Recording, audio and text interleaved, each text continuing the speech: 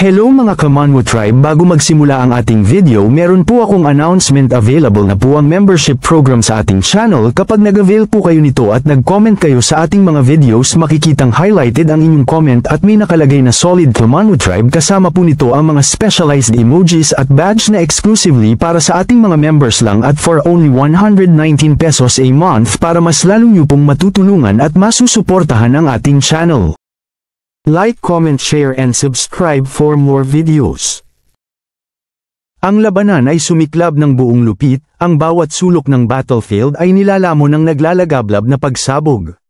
Umaalingaw-ngaw ang tunog ng mga nagbabanggang kapangyarihan, habang ang bawat nilalang ay ibinubuhos ang lahat ng lakas, ang kanilang mga puso ay puno ng matinding pagnanais na manalo. Ang Divine Flower, na ang mga talulot ay bahagyang nanginginig sa matinding enerhiya ng paligid, ay biglang bumaling sa Demon Bull, ang kanyang boses ay tila manipis sa gitna ng kaguluhan. Ang iyong mga kaibigan, simula niya, ang kanyang tingin ay lumilipad sa malawak na digmaan, nagsimula ng lumaban ang bawat isa sa kanila. Walang nagpoprotekta sa atin. Sa isang iglap, habang ang kanilang mga mata ay nagtagpo, isang anino ang bumalot sa kanila. Isang dambuhalang figura ang bumungad sa gitna ng usok at alikabok, isang nilalang na sumisigaw ng napakalakas. Ang tunog nito ay bumubutas sa mismong himpapawid. Ang lupa ay nanginig, at ang intensyon nitong umatake ay may halong galit at ang sigaw ay nakakabingi.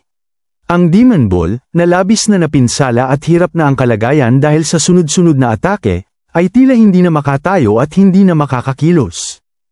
Ang Divine Flower, ramdam ang biglaang paglitaw ng bagong banta, ay napuno ng matinding pagkabahala. Ang nilalang, ang dambuhalang kabayo, ay sumusugod na sa kanila, ang bawat hakbang ay nagpapayanig sa lupa.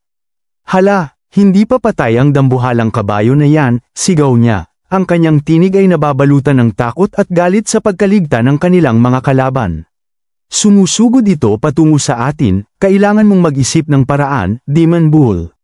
Ngunit ang Demon Bull, sa kabila ng dambuhalang figura na papalapit, ay tila hindi nababahala. Ang kanyang mga mata ay nanlilisik habang nakatitig sa kabayo, ang isang bahagi ng kanyang isip ay tila lumulutang sa paghahanap ng kasagutan. Ang Divine Flower ay napasigaw na lamang sa pagkabahala, malaking toro. Ang kabayo ay nandyan. Nang dumating na ito sa kanilang tabi, ang hangin ay halos nilalamon ng masamang aura nito. Ngunit nanatili siyang walang reaksyon, tila may inaasahan siyang darating sa sandaling yun, isang bagay na mas malakas kaysa sa kasalukuyang banta. Ngunit sa isang nakakagulat na iglap, bago pa man makakagat ang dambuhalang kabayo, isang figura sumibat sa hangin. Isang malakas na sampal ang umalingaw-ngaw, ang tunog nito ay nagpatama sa mismong mukha ng kabayo. Ang tangkang paglamon nito sa dalawa ay hindi natuloy, dahil sa isang hindi inaasahang pagdating, ang Panda Cub.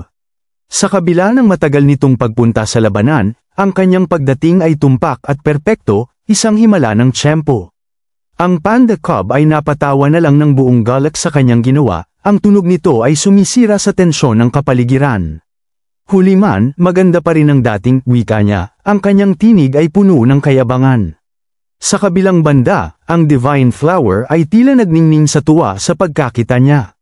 Ang kanyang mga mata ay kumikinang, ang paligid niya ay nababalutan ng isang kislap na parang pulbos ng diamante, at may pagkabighani sa kanyang boses, na sabi niya na lang, napakagwapo naman.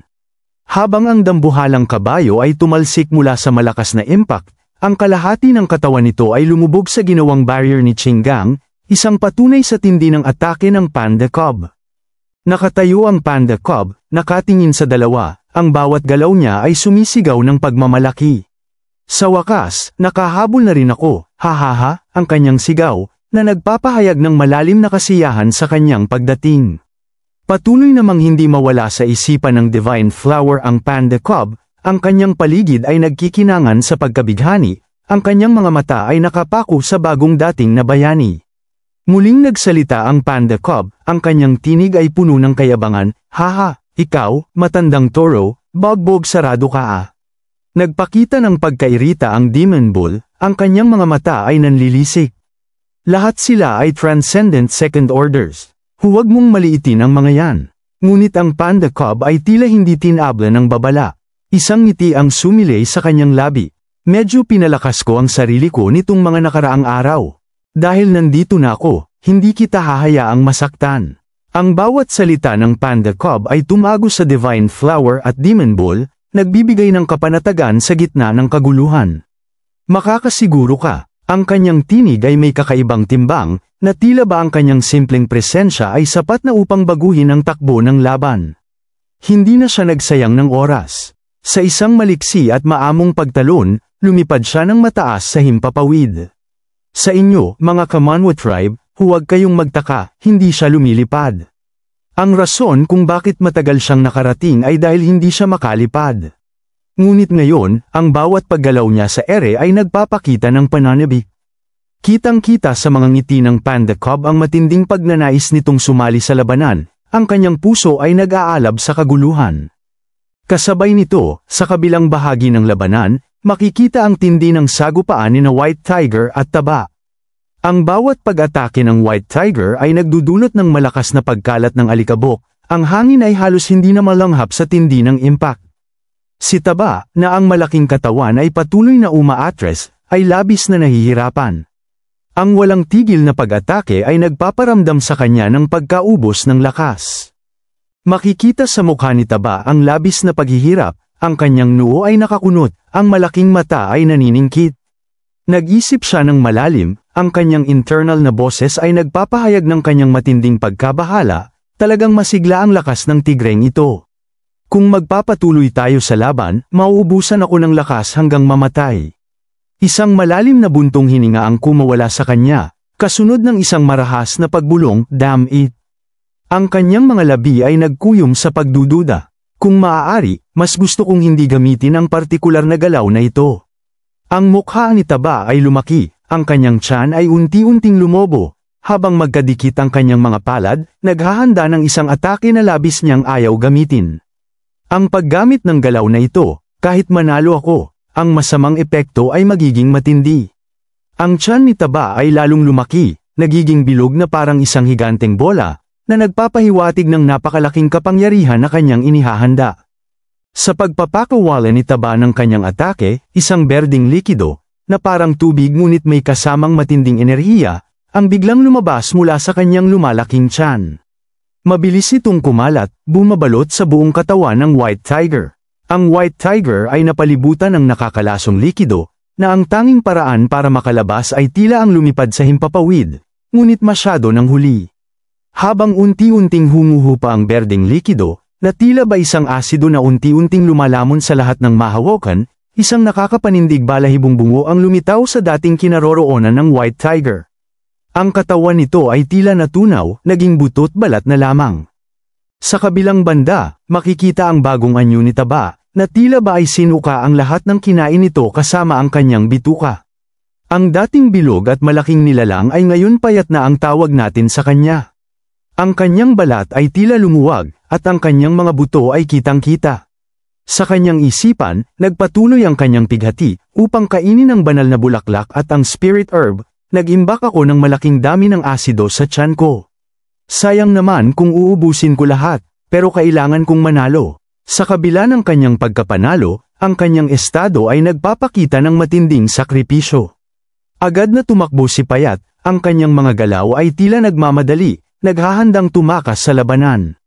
Ramdam niya na sa kanyang kasalukuyang estado, hindi na niya kakayanin pa kung magpapatuloy ang labanan, ang kanyang lakas ay ubos na. Ngunit ang inaakalang patay na, ang nilamon ng asido, ay biglang sumulpot sa kanyang likuran. Ang White Tiger, na ngayon mas nakakapanindig balahibo ang anyo, ay malakas na sumisigaw, handang sakmalin si Payat. Napalingon si Payat, at ang kanyang mukha ay biglang nagpakita ng matinding gulat sa hindi inaasahang pagbalik ng kalaban. Ang kanyang ginawa ay tila walang silbi, ang kanyang paghahanda at sakripisyo ay walang saysay. Sa isang iglap, ang White Tiger ay mabilis na kumagat, ang kanyang mga ngipin ay tumagos sa ere. Isang malakas na enerhiya ang lumabas mula sa impact. Tuluyan na nga bang natalo si Payat? O nakaligtas pa siya sa kamatayan? Ang tanong na ito ay bumalat sa kapaligiran. Sa kabilang bahagi ng labanan, malayo sa kaguluhan ni Taba at White Tiger, makikita ang Dragon Guard na naipit sa mga matutulis na lupa na gawa ni Ching Gang. Ang lupa ay tila sumulpot mula sa ilalim ng lupa, bumubuo ng isang kulungan na nagpapahirap sa kanya. Makikita sa mukha ni Qinggang ang bahagyang paghihirap, ngunit may halong pagkakontento, dahil sa wakas ay nahuli niya ang kanyang kalaban. Sa wakas, nahuli na rin kitang gago unggoy na Dragon Guard ka, sigaw niya, ang kanyang tinig ay puno ng panunuya. Ang Dragon Guard, na ang maskara ay nawasak sa tindi ng labanan, ay tila hirap na hirap, ngunit ang kanyang mga mata ay nagpapakita ng matinding galit. Ang kanyang boses ay nanginginig sa pagkamuhi habang sinabi niya, ikaw na taksil na tao. Ikaw man o ang babaeng yun, sa ganitong lakas, balak ninyong magsanib puwersa sa Misty Mountains. Ang kanyang akusasyon ay bumulaga sa hangin, puno ng pagkabigo at galit sa pagtataksil na nakikita niya. Agad namang sinagot ni Qinggang ang paratang, ang kanyang boses ay kalmado ngunit may pahiwatig ng determinasyon. Tungkol sa bagay na ito, wala akong masasabi. Tila ba bukas loob niyang tinanggap ang mga panunumpa at akusasyon ng Dragon Guard. Sa simula pa lang ng kanilang pagkapadpad sa Misty Mountains at pagtagal dito, bukas loob nang nagsilbi si Qinggang sa pamumuno ni Yu Ziyu, at ang panunumpa niya ay matapat. Sa isang iglap, pagkatapos magsalita ni Qinggang, hindi niya nabinigyan pa ng pagkakataon ang Dragon Guard na makabawi o makapanglaban pa sa isang mabilis at walang awa na galaw, agad niya itong pinatay. Ang dugo ay kumalat sa lupa, nagbigay ng matingkad na pulang kulay na nagpapakita ng takot at galit sa mga nakasaksi. Sa itaas, ang nakikipaglaban sa Demon Fox na Dragon Guard ay nasaksihan ang ginawa ni Qinggang na pagpatay sa kanyang kapatid. Ang labis na galit ay bumalat sa kanya, ang kanyang puso ay tila sisabog sa matinding pighati. Sa isang pagdaing na puno ng sakit, sinigaw niya ang pangalan ng kanyang kapatid, ika-9 na kapatid. Sa kanyang pagkaabala sa nangyari sa kanyang kapatid, isang mapanganib na atake ang biglang paparating sa kanyang mukha. Mabilis at hindi inaasahan, ang atake ay agad na tumama sa Dragon Guard, nagpabagsak dito mula sa itaas. Gumawa ng malakas na alon ng enerhiya ang pagtama nito sa pader, na nagpapayanig sa buong istruktura. Habang ang Nine-Tails Fox ay nakatitig lamang sa pagbagsak ng Dragon Guard, na parang isang kumpas lang ng kamay ang ginawa niyang atake, nagsalita siya sa kanyang kalaban. Ang kanyang tinig ay may halong pagkadismaya at pagmamaliit. Naglakas loob kang tumingin sa malayo at talikuran ako. Ang kanyang mga mata ay nanlilisik. Minamaliit mo ba ako? Ang kanyang tanong ay hindi nangangailangan ng sagot, kundi isang pagpapakita ng kanyang galit at kapangyarihan. Ang galit ng Dragon Guard, na mas lalong nadagdagan sa paghupa ng alikabok, ay tuluyang sumabog. Gumawa siya ng isang matinding atake, ang kanyang sigaw na, kumalat, ay umalingaungaw sa hangin habang maraming gintong enerhiya ang pinapalabas niya mula sa kanyang katawan. Ang buong paligid ay nagliwanag sa kanyang kapangyarihan. Sa kanyang pag-atake, ginawa niya ang kanyang kakayahan na, Sword Light Slash.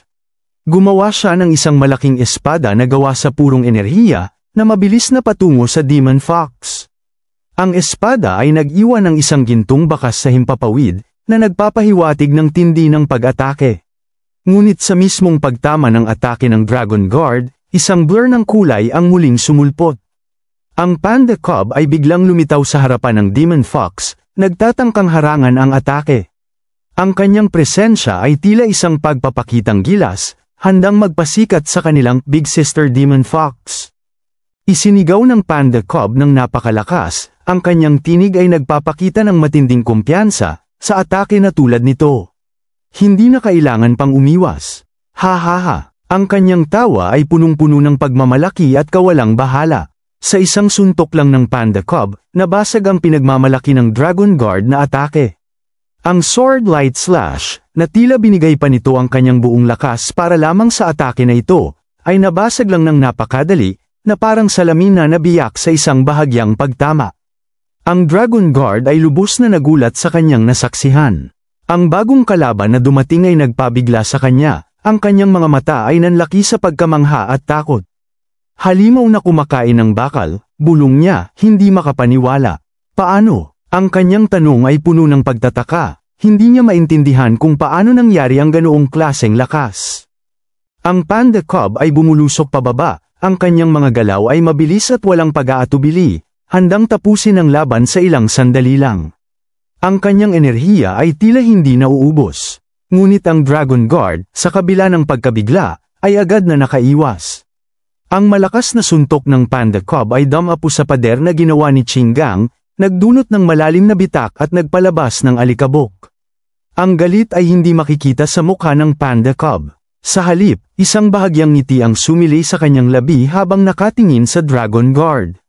Tila ba lagi itong masaya, kahit na bagbog pa ang abutin sa kanyang lahat ng laban. Ang kanyang presensya ay nagbigay ng kakaibang sigla sa labanan, ang kanyang kakayahan ay walang kapantay. Habang ang Dragon Guard ay nakatitig sa kanya, napaisip na lang ito ng malalim, ang kanyang isipan ay nabalutan ng pagtataka, halimaw na kumakain ng bakal, may nabubuhay pa ba o natitira sa kagubatan? At bakit napakalakas nito? Akala ko nahuli na namin silang lahat. Ang pagtataka niya ay lalong lumalim, hanggang sa isang nakakagulat na ideya ang pumasok sa kanyang isip. Oh, baka kaya, siya ba yung nakatakas mula sa reserve namin na Iron Eater Beast? Ang kanyang pagtataka ay bumalat sa kanya ng labis, ang posibilidad ay halos hindi niya matanggap. Sa kanyang napagtanto at gusto niyang makumpirma kung sino ang Iron Eating Beast na ito, agad niya itong tinanong, ang kanyang boses ay may halong pag-aalinlangan at pagkabigla. Ikaw ba ay si Cheesy? Nagtaka ang Panda Cub kung bakit kilala siya ng taong ito at kanyang tinanong sa kanyang kaharap. Ang kanyang boses ay puno ng pagtataka. Ha? Paano mo nalaman ang pangalan na yon? Ngunit ang Dragon Guard ay patuloy na nagsalita. Ang kanyang mga salita ay may bahid ng pagdududa at pag-aalala. Ikaw nga talaga, hindi ko inaasahan na sumapi ka pala sa Misty Mountains. Magagalit ang kapatid mo kung malalaman niya. Ang kanyang mga salita ay tila nagbabala, na nagpapahiwatig ng posibleng galit ng kapatid ni Cheesy. Sinagot naman ng Panda Cub ang mga panggagantiyong ito ng may kayabangan, mukhang sinundan kayo ng tamad at matako kong kapatid. Pero hindi ko kailangan ng pahintulot ng kahit sino para sumali sa gusto kong salihan. Ang kanyang tinig ay matatag, puno ng sariling pagpapasya at kalayaan. Nagpatuloy ang Dragon Guard, ang kanyang pananalita ay tila gustong-gusto na palakirin ang Panda Cub sa kanilang mga kamay. Kung handa kang putulin ang ugnayan sa Misty Mountains, ibabalik kita sa iyong mga kalahi kasama namin. Ang kanyang mga salita ay isang alok na nagtatago ng isang bitag, isang pagtatangka na hilahin si Cheesy palayo sa kanyang bagong kinabibilangan. Ang Panda Cub ay napababa ang tingin, tila malalim na nag-iisip sa kanyang mga narinig mula sa Dragon Guard. Ang kanyang mga mata ay bahagyang nanliit, habang tinitimbang ang mga implikasyon ng alok. Ang laban ay huminto sandali, ang kapaligiran ay nabalutan ng tensyon habang hinihintay ang kanyang desisyon. Like, comment, share and subscribe for more videos.